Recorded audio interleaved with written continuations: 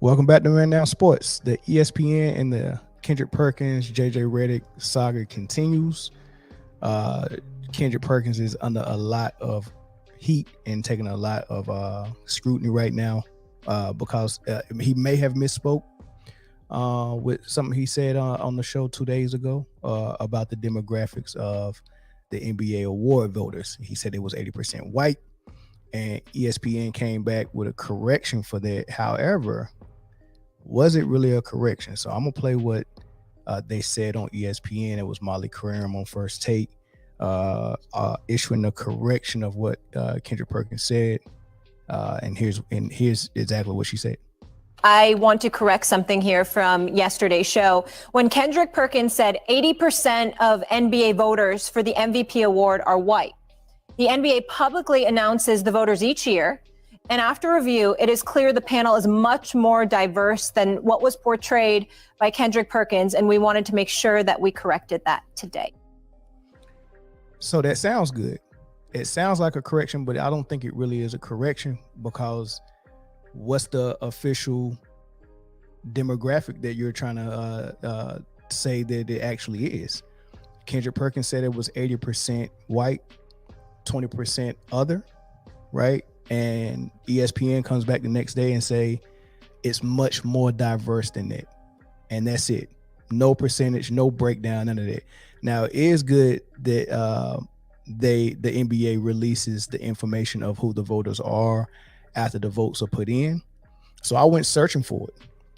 I was trying to find it on ESPN or NBA.com.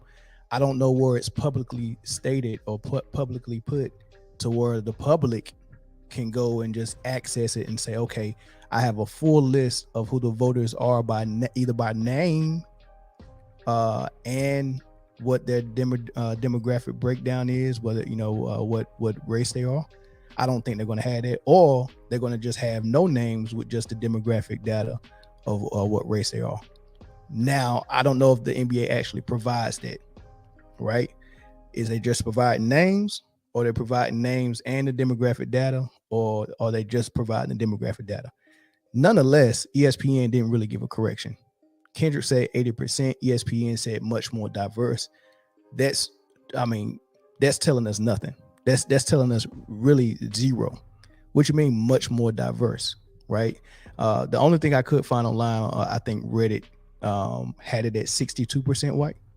And I get that's still a major disparity between the minorities, because if it's 62% white, then the other percentage that's left that's minority is just every group that's considered a minority.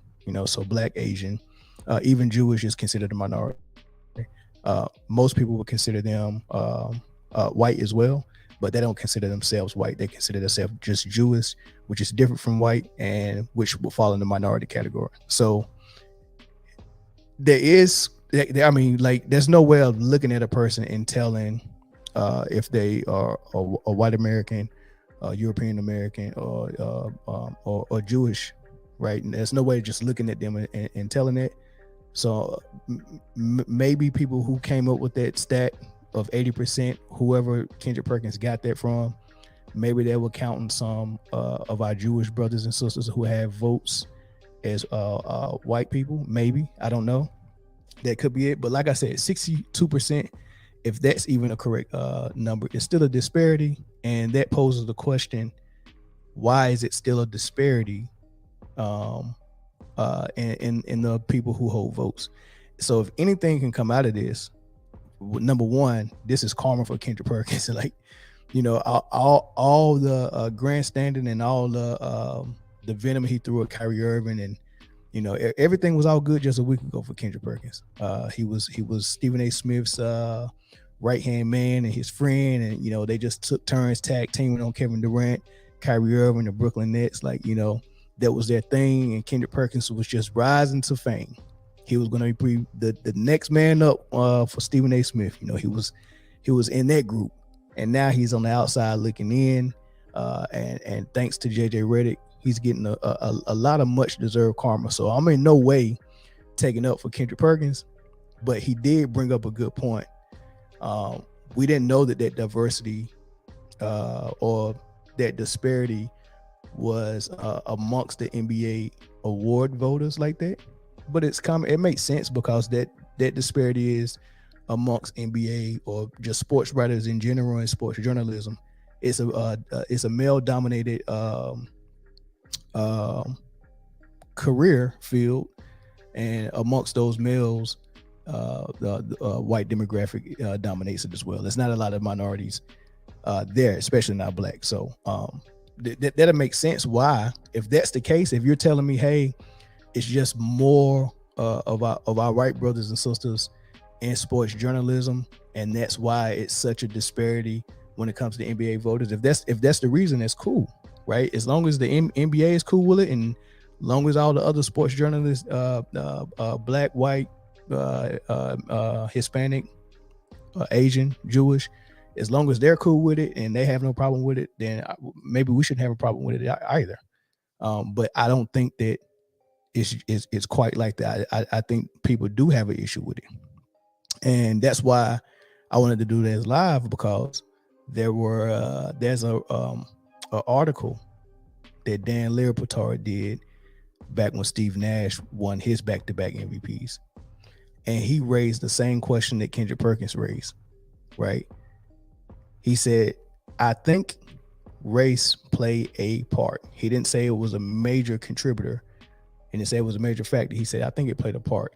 And kind of what I was saying in my last video, subconsciously, we tend to gear towards things that we're familiar with or people we're familiar with when it comes, especially when it comes to voting. And the prime example is there were millions and millions of people who have never voted before, as far as the presidential election, that voted because Obama was running and they wanted to see someone look like them in the White House. First time there was a black man in the White House. So not saying that Obama wasn't qualified, not saying that he wasn't deserving. It was just saying that it was a factor. His race was a factor in how many votes he ended up getting, right? There's nothing wrong with admitting that, right? So when you look at NBA that's dominated by African American basketball players, majority, probably like 80% or more, are black players, and you're going to get very few opportunities to see a white MVP. I think out of the 75 years, we only had 5: Jokic, Nash, Dirk, Bird. I can't remember who the 5th was, but we don't have 5 out of 75 years. So even if I was a voter, right, and definitely if I was a white man, I would feel like, dang, man, it'd be nice to see somebody that looked like me. And now, am I going to go out and do something egregious and vote for someone who don't deserve it? No. But if it's equal, if both players deserve it, and one looks like me, and we haven't had one that looked like me in 15 years, that can be a major, not a major, but some type of factor in how I sway my vote. And I'm not saying that all the voters may have been thinking that, but if you can get a handful of them that think that in a close race, that will make a difference. So let me show you this article. And this is actually Jason Whitlock wrote this article based on what Dan Lilliputard wrote in his article. So Dan Lilliputard's column that was in the Miami Herald, I'm gonna start at the second paragraph. Said late in the fourth quarter of San Antonio's victory over Seattle, Chapman, which is Rex Chapman, and John Thompson, who was the co-commentator, both debated the merits of Lilliputard's contention that race may have played a role in Steve Nash winning the NBA MVP over Shaq. Now you remember Nash won it over Shaq, and it was a whole bunch of other candidates. I think Duncan was a candidate.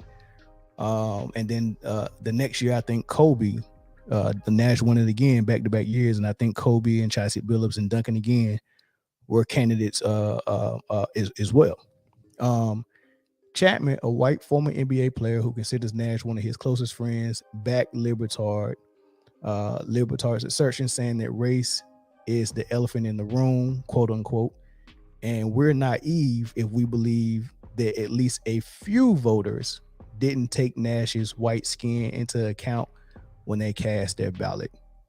That's not a stretch or a reach. So if majority of the voters are Caucasian, and we don't see a lot of Caucasian people win MVP, and we have one that has a deserving and legit case, it's not dumb to think that it plays a factor, right? So let me go down to the last paragraph that's in the red brackets. Well, it's been talked about in a significant detail in a lot of places this week. Thompson, who is black, criticized Libertard during the TNT broadcast, claiming it does a disservice to Nash's fine season to bring race into the debate. And I think that's the issue we're having around the NBA with Kendrick Perkins, because everyone in the NBA, no matter what race you are, this is a sport, this is a game that brings a lot of different walks of life together for one cause. We all love the sport, and we don't want anyone to upset the apple cart. And one thing that does that is anything political and anything based on religion or anything based on race, they just rather would not have those things talked about, right? But sometimes you can't avoid it, because sometimes it's necessary to talk about. And in this case of the NBA MVP, you could just see what David Thompson said. And this is someone who grew up in an era where he had to deal with racism. So I know he understands it. But no one wants to have to deal with that when they're trying to talk about sports. And plus, we don't want to make it seem like we're like he said, doing a disservice to the guy who's deserving. Steve Nash was deserving to be a contender for MVP in both years. He did phenomenal work. To bring race up in it would make it seem like we're saying that he didn't do that phenomenal work. Same thing with Jokic this year. So it's just you got to crack some eggs to make some omelets. And I think we have an opportunity to actually come up with something that can nip all this in the bud. If anything, what should come from this is that it should be transparency. I mean, ESPN reported that the NBA makes it public information of who voted for the MVP afterwards. But I've never found that. I can't access it. I've never seen it. Right there, I was listening to Chris Bouchard and Rob Parker show yesterday. They talked about this. They didn't even know where to find the information at. And they don't even like to release the names of who had votes, because they don't want people to be swayed before the voting takes down. That's why they release it after the fact, right? So I don't know anybody who knows where to access this public information that they said was public. They said it was public. What do we access it at? And if we can't access it, what are they giving us? Are they giving us a list of names, or are they giving us a list of demographics by percentage? That's what I want to know. So only thing I have right now is that I think it's 100 voters. That's the only thing I could find online is 100 voters. No names, no demographics, right? So anyway, Thompson is alluding to, or not even alluding to, he's saying like we don't want this. We don't want to make it awkward for Steve Nash. We don't want to make it seem like he didn't deserve it. We don't want it. But what needs to be done is there need to be transparency. And there needs to be inclusion amongst the voters. There shouldn't be a majority of anything. It should be more inclusive. I want to see it at least as close to even as possible. I really do, right? They go on in the article, Jason, and he said, starting from the top, Monday night, Charles Barkley ripped Larry Talk, which is interesting because Charles Barkley ripped Kendrick Perkins for saying the same thing years later. On TNT's post-game show, Calling the Column, asinine. Tuesday morning, respected columnists across the country were ridiculing Libertard's print. Wednesday morning, when I logged on, I was greeted by a rip of Libertard and a defense of Nash on the AOL's homepage. Here's what's interesting. Chapman said, a couple of things, right? If you go down to the third paragraph, Chapman, who is director of basketball operations for the Suns, agrees with me. Nash earned the MVP. His selection is not an injustice to Shaq, but it's foolish to dismiss Liberatard's assertions. I know Liberatard. I played in Miami for a year, said Chapman, a 12-year NBA vet and All-American at Kentucky. He's in Miami covering the Heat. They'll throw the homer tag on him. Other journalists might say he just wants the shock value. I don't know Dan well enough to know what his motives are, but when I heard it, the first thing that went through my mind was, damn right. What mainly lends its credence, gives it some merit, is the MVP voting was close. You know, I grew up in a place, was at Owensboro, Kentucky, where racism is an epidemic. I'm not talking about 20 years ago. I'm talking about to this day. Drive through the South, but it's not just the South. It's the other parts of the country, rural areas. Hell, in the cities, it doesn't take much, just a handful to swing the vote, which he's right. It don't take a lot of people. Just if it's a close race and you got a handful of people who think that way, it's not crazy to even think that, right? It was silly to dismiss Liberatard's article as nonsense. Of course, race could have been a motivating factor in some people's vote. In my view, if there are 10 factors that swung the vote in Nash's favor. His skin color cracked the bottom of the top 10. Race was a factor in this case. I just don't happen to believe it was a determining factor. And then he goes on about the Heisman Trophy, and of course he named some names and some quarterbacks where it seemed like the Heisman Trophy award is a quarterbacks to lose, and he said this is in a NCAA football award that's dominated by black running backs, but it seemed like people like Chris Winkie and he named a whole bunch of other guys that probably wasn't even deserving of that Heisman, but they got the Heisman, right? So we already know what it is in football with the quarterback position. It's the same with the MVP in the NFL. Like it's a quarterback's award to lose, right? So go all the way to the bottom of this page, where the red brackets at. It says sports journalists, black and white, are not immune to carrying their racial biases and preferences into the voting booth. This is fact. That's every voting booth. I just told you. A lot of black people voted for Obama because he was black. A lot of other non-black people didn't vote for Obama because he was black. It just is what it is. We what's interesting about me is I was trained on biases in general, not just racial bias, but bias in general. I was trained on it.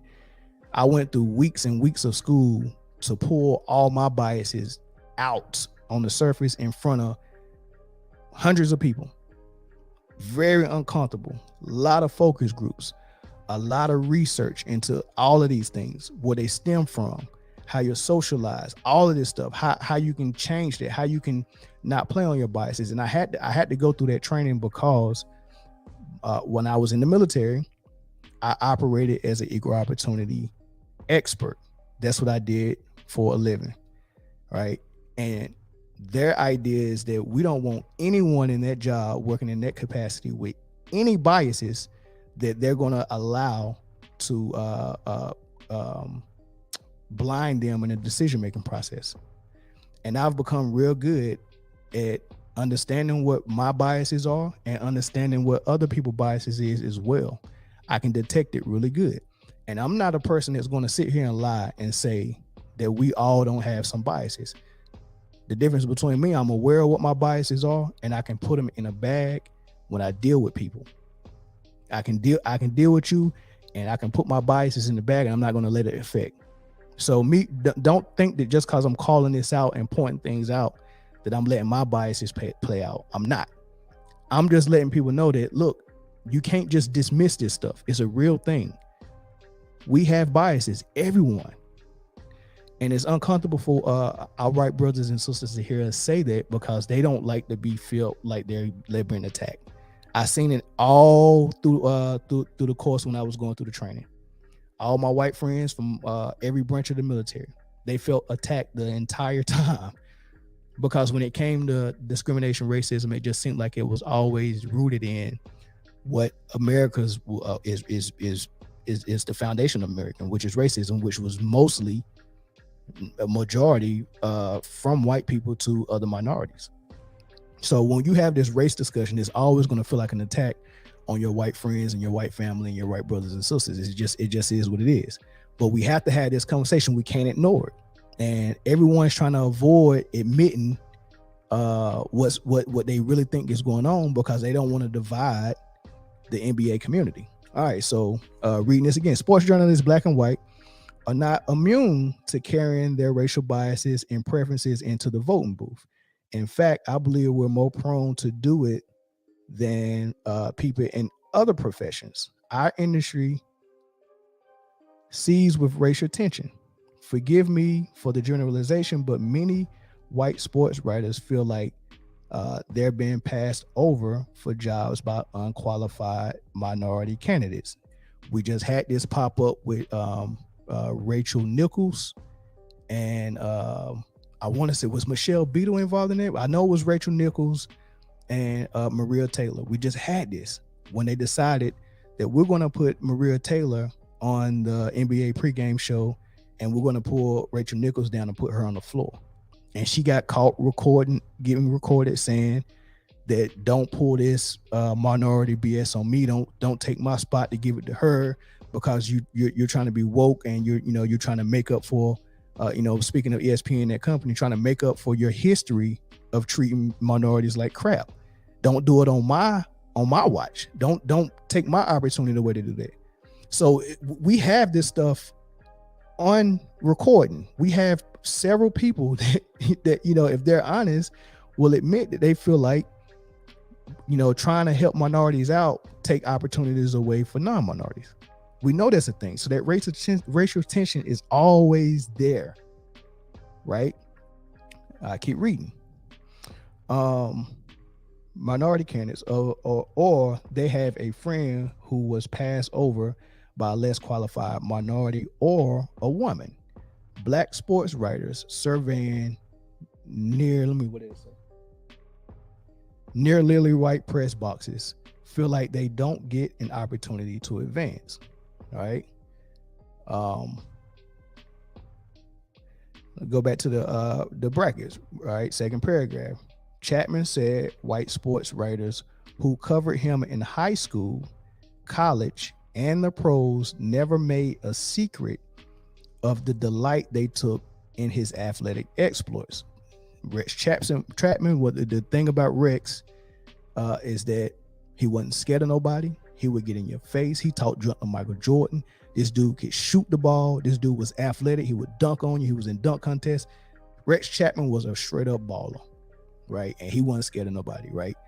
And listen to what he said. I would hear things all the time, things I would probably object to today, but at the time I wouldn't say anything. Chapman said it would be stuff like, boy, it's good to see one of my own out there showing them boys how to do it.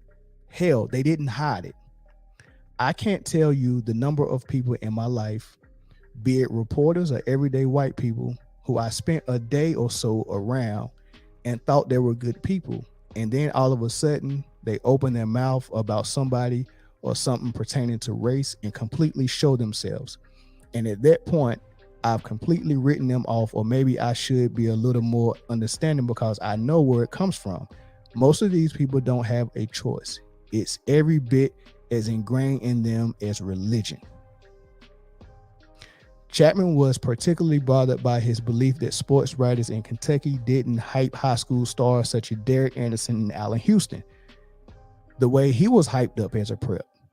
Chapman was known as the greatest high school player the state of Kentucky ever produced. Right? So you can go find this there's more to it. They go on a little bit more. Even when he got drafted by Charlotte, he said the owner asked him. He asked me if I ever dated black girls. Chapman said I told him that I wasn't right now, but I probably would. My contract was done 20 minutes later.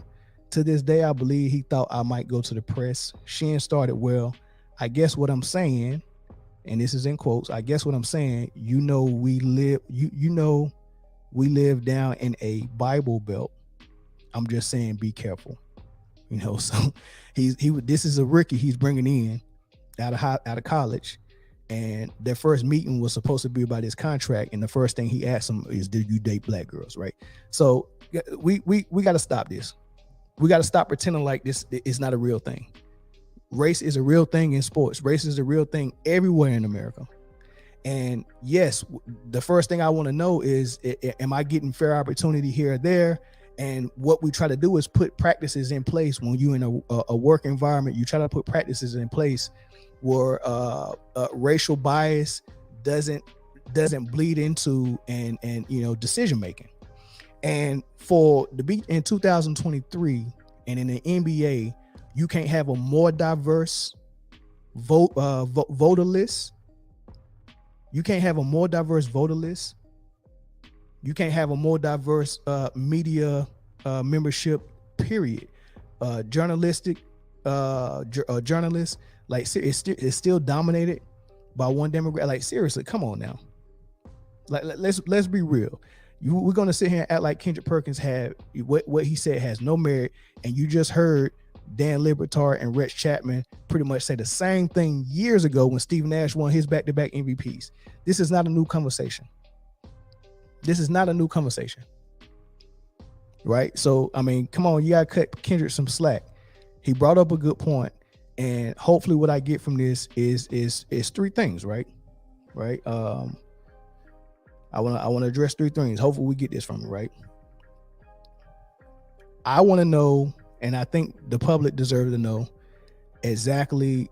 It don't have to be the names. Just give us the demographic breakdown of the NBA award voters. And the NFL should do this as well. All sports. Give us the demographic breakdown. We just want to know it's 100% fair, because we're not going to act like race never is going to play a factor. But if it's more equal across the board, you're going to minimize how much of a factor it's going to play. If it's even across the board or close to even across the board, right? And I don't want to hear nothing, like I talked to a friend the other day about this, and he told me, basically he said it should look like what it looks like in America. So he was saying if America is 60% one demographic, then everything else should look like that. There should be 60% voter for the MVP, because it's 60% people, white Americans in America. That's basically what he was saying. I don't think it should be like that. Not at all. Not at all. I don't think that's a good formula. Now, if that was the case, then why is the prisons heavily populated and with one demographic? Why is our entertainment heavily populated with one demographic? That's not true. That's not what you want it to look like. It's an excuse, right? It should be fair. I like I said, I did this for a living. All right. So when it comes to the military, we have awards as well, and those awards affect your career, right? Getting some of these awards are a big deal. You got Sailor of the Year, you got Sailor of the Quarter, you got things of that nature, right? I mean, some of these sailors go all the way to the White House to meet Congress and meet the president and all this stuff, man. When they win Sailor of the Year, right? It's a big deal. So if it's going to be that big of a deal, we want to make sure the process is fair. So the number one thing we have with our process is we have a standardized voting. We have a standardized instruction on how we do our voting. This is exactly what we're looking for, right? That way, the people who have aspirations to ever win Sailor of the Year, they can read it and say, well, this is what they're looking for. So everyone knows up front what they're looking for Sailor of the Year. You could groom yourself to it, right? So, okay, I'm gonna do these things. Okay, you want me to be X, Y, and Z. You want me to be great at my job. You want me to be a great leader, and you want me to show that leadership based on this. And all of this stuff, right? It's broken down. And then we have a standardized grading sheet or grading process on how we grade the sailors. right? One of the grading sheets is, hey man, presentation. When you show up in your uniform and we do inspection on your uniform before we actually go into the oral board, you show up, we visually inspect you, you do all your facing movement, your hand salute, see how nice and shine your boots is, and okay, we'll grade based on presentation. Right? You write that down. You got five or six people on the board grading it. Bam, bam, bam, bam. Then we go down to how you answer X, Y, and Z questions. We asking all of them the same questions. And then we start to review your package, which is everything you did, everything you can put on paper. Start grading it. So we have a grading process, and then it has to be filed and kept on file for several years in case something like this pops up and someone tries to call raise a red flag on the integrity. We say, oh, no, we cover it. Here's all the paperwork from start to finish. And you can go back and look and say, okay, this is fair. We don't have that with the NBA because, one, we don't have a criteria on what an MVP is. So it's a sliding scale. So basically the voters get to decide every year what we're prioritizing. Right? The scale can just slide up and down. Like, for instance, one year, Kobe Bryant, the year that Steve Nash won in the 06, Kobe Bryant was a contender for the MVP. As far as what was on paper, the numbers, the statistics, it was all Kobe Bryant. The only thing he was lacking was the fact that he didn't have a great record. He was in like the 5th seed. I think he only won 45 games that season. The Lakers only won 45 games. Forget the fact that, he didn't have all-star help, or he didn't have the great players playing with him. Okay, won 45 games. Good. That year, and you can remember it, you can go back and look up anything on ESPN. That year, they pretty much disqualified Kobe Bryant from the discussion because his record wasn't good enough. However, Steve Nash, without the robust stats, I think he was only averaging 15 and 10. Without the robust stats, it was like, well, you know what? His team has a good record and he has the number one offense. Forget the defensive end, just a number one offense, and he's the catalyst of that offense, and the record's decent. MVP. Right? So we pretty much disqualified Kobe for not having a good record. But the funny thing is, last year Jokic got it, and he almost had the same record. Instead of 45 games, he won 48. He was in the 6th seed, averaging 24 and 10 and 7 assists. MVP. So you see how that scale slid based on, we don't know what it's based on. We don't know how they make a decision on what they go prioritize and what they not go prioritize. I just know it's different almost every year. Right? So we can't do that. So we got to standardize what an MVP is. Right? Then we got to make transparent who the voters are, and we have to make that voter list diverse, right? Then it has to be, like I said, transparent to the public. We want to be able to see that because we invested in the game. A lot, not me, but a lot of people are invested emotionally. A lot of people bet on it, so they're invested financially, right? There's a lot of people invested in this game, and the integrity of the game is important to them. I don't want to watch WWF on the basketball court or WWE. I don't want to watch nothing that's slightly controlled. I'm not gonna say scripted, but I'm gonna say slightly controlled. I don't want to watch that. Right? We want to watch real reality basketball with the integrity of the game intact. We don't want to see refs take over the game. We don't want to see. Half the stuff that they're giving us, we don't want to see. Not the real hoop heads, right? So I think those things are important, man. I think transparency is key. I think a standardized grading scale for MVP and a standardized criteria for MVP. I think all those things are necessary. So hopefully, from this whole brouhaha that's going on, maybe Kendrick Perkins keep his job, maybe he don't, maybe they start bringing him on less and less and they just won't renew his contract. I don't mind it anyway. He's not a good analyst. I mean, he's just not a good analyst, man. And he allowed I don't know, he allowed himself to get a little bit too far out there with how he covered the Brooklyn Nets, Kevin Durant, and Kyrie Irving. And I honestly, I just think it's karma, and I think Stephen A. Smith is coming soon. You just don't do people like that, man. That was like seriously evil. You know how they handled that. It was evil, and now it's coming back to him. It looks like tenfold. So, I mean, sometimes you ain't even got to do nothing, man. The karma just come back around. So, that's all I wanted to get on here and say, man. I was very long-winded on this one, man, but I think it's time, man, and it's necessary. Come up with a criteria for the MVP. Come up with a real grading system, and make the voter list diverse and transparent to the public. Let me know what y'all think in the comments, man. I'll see y'all in the next video.